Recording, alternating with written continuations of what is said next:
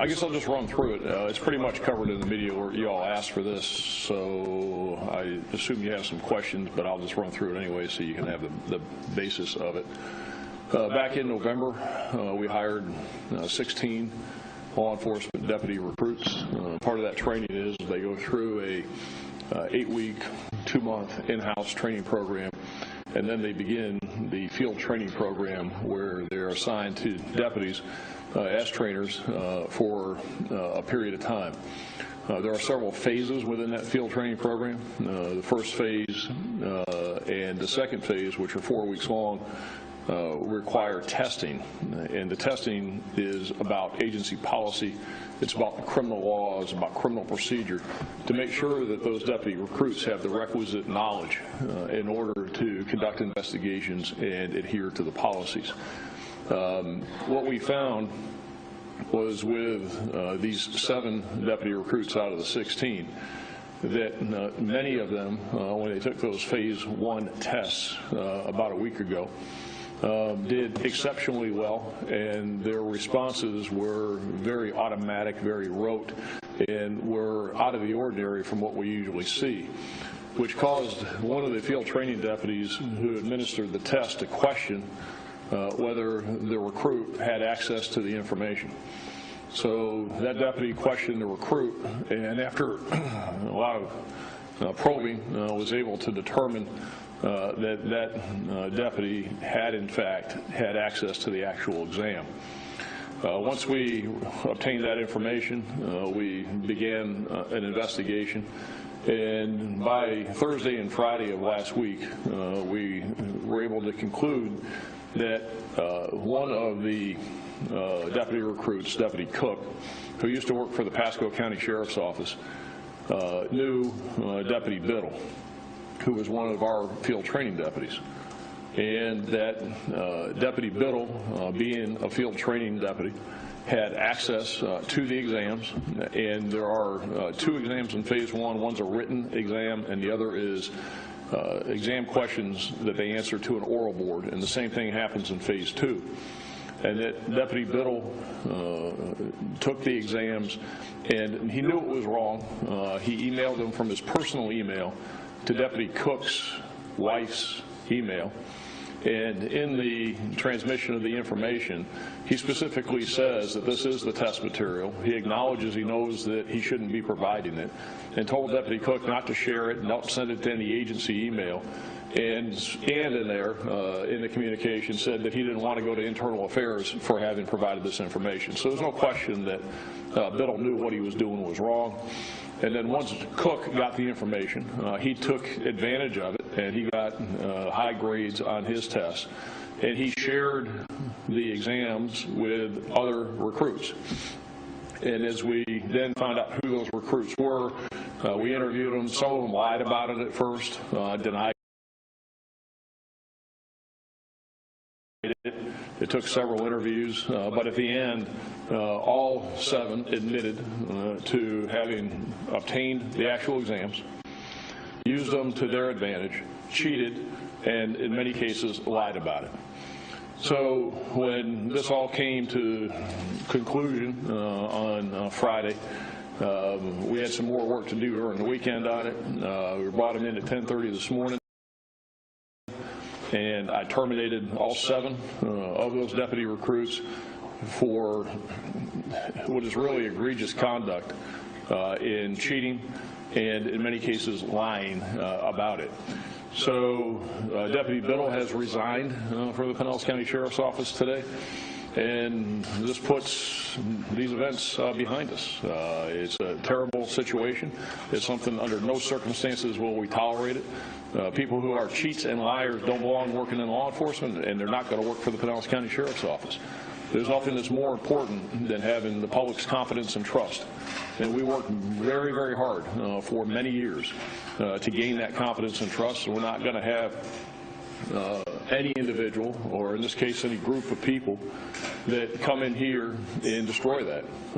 And just because they don't have the right moral compass and they do the wrong thing doesn't mean that the rest of us are going to suffer for that, or there's going to be consequences for this agency. So it's a terrible situation, but it's been handled swiftly and I think effectively, in that their employment has been terminated and they won't be deputy sheriffs here in Pinellas County. Sir, are you sure or convinced that this is the only time this is happening? Well, as sure, yeah, I mean, yes, as sure as you can be. I mean, we've conducted a thorough investigation on it, and these are the only people that are involved. In fact, we do know that some of the other recruits of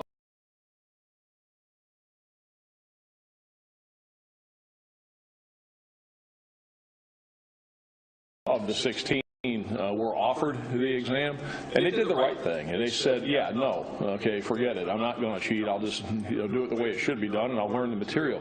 There's so many reasons why this is wrong, not the least of which is it's important to make sure that people that are going to be out there doing this job, that have the power and the authority to affect people's liberties and their lives, know what to do and how to do it.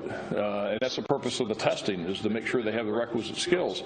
So, these people decided, nah, that isn't important, I'm just going to cheat. I mean, so you got the whole ethical issue, moral issue, but the fact that they need to know the material. So as far as we can tell, it's limited to, and there's absolutely no indication that it's beyond these 7 people, these 8 people, in this particular situation. Just this class, you know, you refer to deputies. No. No. No, there's no indication of that at all. Sorry. How many field training deputies total for these 16 trainees? Well, it varies. Of course, they rotate through so that they have different phases. There's 4 phases. And we have probably around 40 field training deputy positions. They're not all full right now, but that's about the number of authorized positions we have for field training deputies. So what happens is the first phase of training, let's say, will be on days. The next one will be on evenings. It'll be some on midnights. They rotate around so that during the field training program they have usually between 3 or 4 different deputies who train them. So Biddle, I'm sorry, just to make sure in my head, yeah. Biddle knew Cook. They had worked together and passed it before. Correct. And when you asked, when the investigators asked Biddle why to do this, was it basically because we're friends? Basically, and he acknowledged that it was wrong and he shouldn't have done it. It was bad judgment and, all of those things. But, that's wonderful. Too little, too late. And he should have thought about it before he did it. And, then another thing that Biddle did in this is that one of the recruits, Shoemaker, is that originally she scored an 82 on the test. He decided that she could do better, so he ripped up the test and gave her another opportunity to take it. And then in the interim period is when she had access to some of the information, and then she takes it a second time and she gets a 96. So amazing what happens when you cheat. It's not. Really. In the big scheme of things, they're not hard tests. They're very basic tests. It's the most basic of information, again, to make sure that you have that foundation and you have the requisite knowledge. It has to do with statutes and elements of crimes like burglary, some of the policies, the pursuit policy, those kinds of things, and just making sure that they understand the basic elements of criminal offenses, the basics of criminal procedure, search and seizure, and making sure that they understand agency policy. Every single one of these people, no doubt in my mind, is every single one of them could have passed it, and probably easily without cheating. But it shows, and this is the problem, is that it shows their lack of a moral compass. It shows their lack of ethics. It shows their lack of a sense of right and wrong, and being willing to cut corners, and at the end justifies the means, and they don't have to follow the rules. Well, in this profession, you follow the rules. That's what we do, is make sure that the rules are followed. And you can't have people doing it that don't respect the rules. And certainly don't respect telling the truth and not cheating. Well, you can imagine, I was appalled at it. Actually very hurt by it. And it's really heart-wrenching to see these people come in here and act in this way. And so as soon as I first heard about it, we immediately conducted the investigation, and it was very clear to me by the end of the day Friday is there's no question about what needed to happen. They'll need to be fired. because they're unethical people who have done the wrong thing, and they don't need to be here, and they don't need to be working in law enforcement. What does this mean for your mom? Well, I hope it means it's over, it's done. They should never work in law enforcement. I don't make that decision for other agencies. Of course, they'll never work here again. We'll provide this information to the Florida Criminal Justice Standards and Training Commission that they were terminated. And they're terminated for offenses involving what's called moral turpitude under the Florida Administrative Code and the statutes.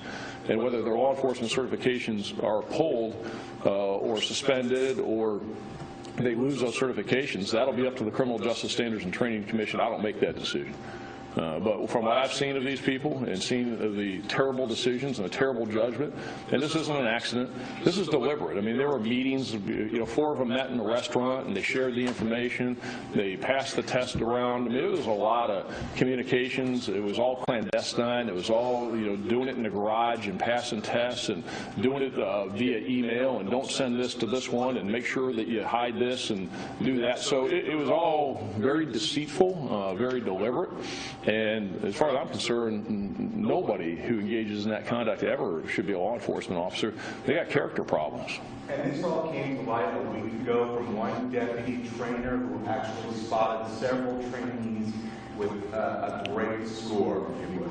Well, actually, it came to light last Wednesday when it first came to light, and it came to light because one of the deputies, a field training deputy, when her recruit was taking the exam, she got 100 on the exam, and the way that she was answering the questions during the oral board as well, it was very, very mechanical. She knew too much. She was too on top of it in a way that they had never seen before. And so that was a red flag to that field training deputy that something's not right here, because she had too much information. She was too much on top of it, and it was a red flag to her that I wonder if she had this information ahead of time, because she just had too much right about it that they never seen with all the elements being hit, and she had rehearsed it and she had practiced it. So that's how it came to light, because her instincts were correct that something's wrong, and then she confronted the deputy recruit about it, and again, after some discussion, the deputy recruit admitted it. And so the other 9, did the other 9 in total know that this was going on, or no? Some were asked, you said, and they said, I'm taking part in this. So there's a total of 7, not 9, a total of 7. No, I mean, as in the whole class. No, the other ones, yeah, we asked everybody else about it, talked to them about it, and some told us that, some of them were just, I don't know anything about it, and there's no indication and there's no evidence they did. One in particular said, yeah, they offered it to me, and I said no. So that there were others in this group, and some of them, they just didn't know anything about it. But shouldn't that one person who was offered to them, shouldn't that person come forward? Yeah, in a perfect world, sure. They should have. I mean, they did the right thing by not taking it, and they did the right thing by saying no. Should they have come forward? Sure. But at least they had the right moral compass and the right ethics, and they said no about it. No, they didn't bring it forward, but they certainly did the right thing by saying no. So they were hired in November. Right. If they pass these tests, then are they off the streets when? Sure. So they probably would have been on the street probably in about 3 months or so, somewhere in there. Yeah, and they had Paul, they had a study group. One of them had a study group, and one of them, Deputy Hopkins had said to Cook, we need to study. And he said, no, we don't need to study, I got this. So he was trying to be, because he's the one, Cook's the one that got it from Biddle. So he was the one that was passing it out like candy. You don't need to study, I'll take care of it, I'll take care of it. If there was somebody that is, of all the recruits, somebody that's most culpable in this, it's Cook, because he's the one that got it from Biddle, and he was the one that was passing it out to everybody. And a couple of them shared it between themselves, but Cook was the one that was really distributing all the material to everybody. So Cook was your main player. He was, and he knew, again, Biddle from Pasco, and Cook was the main guy who got it, and then he was, playing the big man who was distributing it to everybody, and, telling these, and Cook had been around. I'm not sure exactly how long he worked in Pasco, but it was several years in Pasco. He worked there. I believe he was a corporal in Pasco when he came to work for us AREST back in November. So he'd been around a long time as a cop, and some of these people had not. So I think he was probably an informal leader within that recruit class. And again, he was saying to these people, you know, I'll take care of you. You don't have to study. I'll give you the exam material. And there's no question that they knew that it was the actual exams. This wasn't study material. They knew it was the actual exam material. Did the